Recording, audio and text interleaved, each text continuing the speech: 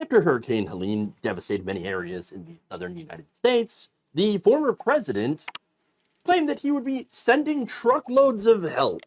In a press release on Sunday, the Trump campaign stated that Trump would be visiting Valdosta, Georgia, to facilitate the distribution of relief supplies.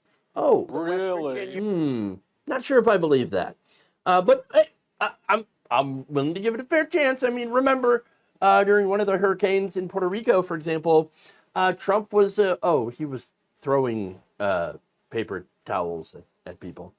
Never mind. So now he claimed in his during his visit on Monday that he had brought truckloads of relief for those in Georgia who are, quote, suffering in the terrible aftermath of Hurricane Helene. However, in a less publicized portion of Trump's speech that he delivered, Trump stated that, quote, we came down with truckloads of things, and we're going to have that done by Franklin's incredible organization. What is he talking about? Franklin Graham. So Franklin Graham is generally not a good person. However, there is an organization called Samaritan's Purse. That's a relief organization that has been delivering supplies. So at least there's that. Okay, you know, credit where credit is due, right? So now, after the Trump campaign promoted Trump's truckloads of relief comments online, you had pro-Trump right-wing outlets that amplified these claims, often leaving out the part about Samaritan's Purse, who has, by the way, they number their semi-trucks and put hurricane imagery on the side and has delivered hurricane aid without Donald Trump. Okay, he's been doing this for quite some time. Still, the Trump campaign's comments generated headlines such as this one from Georgia-based WTOC Channel 11. Former President Donald Trump says he brought in truckloads of supplies to the Valdosta area during a tour of storm damage Monday afternoon. And here's the Washington Examiner with the headline, Trump helps deliver truckloads of relief material to hurricane victims. Did he, though? I mean, the Trump campaign hasn't exactly released any footage of truckloads from the Trump campaign or Trump organization, nor do they have any footage of Donald Trump actually unloading and distributing the supplies. You know why? How we know that, I should say, is because, well, they would have released it by now if it existed. They can't help with the photo ops, okay? Can't help themselves. There's also no evidence that Trump had provided money to Samaritan's Purse. So that's another way, by the way, that you could actually help some of these organizations that provide relief, is just to give them money, sign a check. Donald Trump, if that had actually happened, Donald Trump would be out there saying, look at the gigantic, big, tremendous check I gave to the Samaritan's Purse. I'm the most generous person ever because they're doing such great work. He would do that. You know it.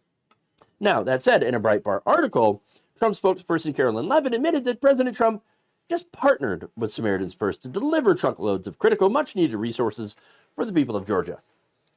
Yet, that said, the Trump campaign had issued an announcement reading, Trump delivered relief support to hurricane-ravaged South, and again emphasized that Trump had delivered the relief supplies, and linked back to their campaign's own tweet of Trump's remarks as evidence.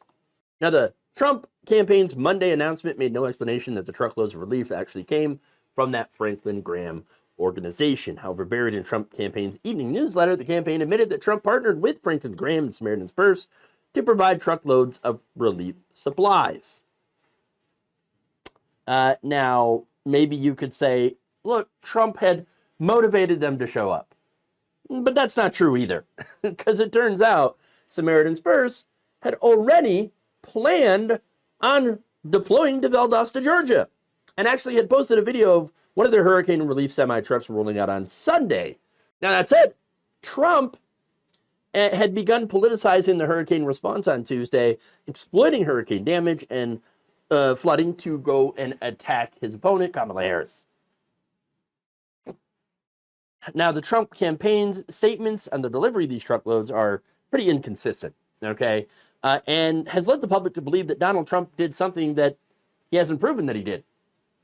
He didn't deliver relief. Why is the Trump campaign able to claim that Trump delivered and distributed these supplies when it wasn't him? It was actually Franklin Graham's group. that did the work. It just seems like he just kind of put his name on something that was already going, that was already happening, just so he could look better. Yes, that's exactly what happened. He is a liar who wants to take credit for things that he didn't do. And of course, he's also going to use this as an opportunity to attack his opponent and lie about the Biden-Harris administration abandoning Republican voters in that area. That's the other part of this, right? So not only is he putting his name on something that he didn't actually do, but he's saying, see, I did something, but Biden and Harris have completely abandoned the area. They have abandoned all the voters because they're Republicans. No, that's not true. Not true at all. In fact, Trump claimed that Georgia Governor Brian Kemp had a hard time reaching Joe Biden to discuss disaster relief, and that the president had been very non-responsive. Turns out, not true. Complete and total lie. In fact, Kemp had said, look, I already spoke to Biden. Quote, the president just called me yesterday afternoon. I missed him, and I called him right back, Kemp said on Monday. And he just said, what do you need? What do you need? Which is what you should do. Okay? Look, this is the gross stuff you're getting from Donald Trump, who, by the way, once told aides that he didn't want to help California during the wildfires in 2018. Yeah.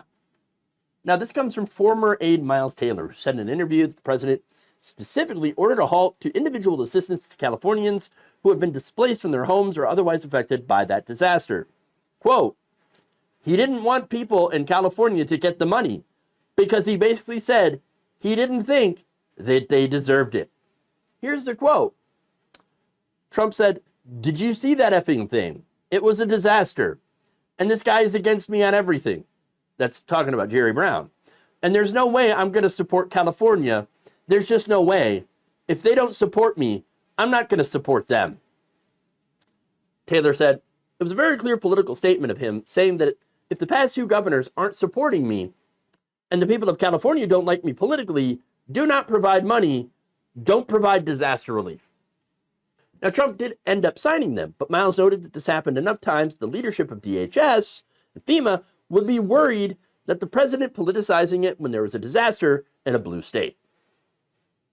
And I think there was good reason to be worried.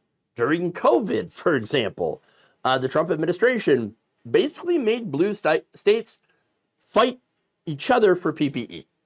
Okay? Not only that, but a member of Jared Kushner's task force had essentially called this virus a, quote, blue state problem. Yeah. According to a report in Vanity Fair, that member made the case that because the virus hit blue states the hardest, because they had more people in them, that they could blame the governors, and that would be an effective political strategy. That logic may have swayed Kushner, the expert said. It was very clear that Jared was ultimately the decision maker as to what plan was going to come out. And the plan they went with, of course, had basically shifted the problem of diagnostic testing almost entirely to individual states.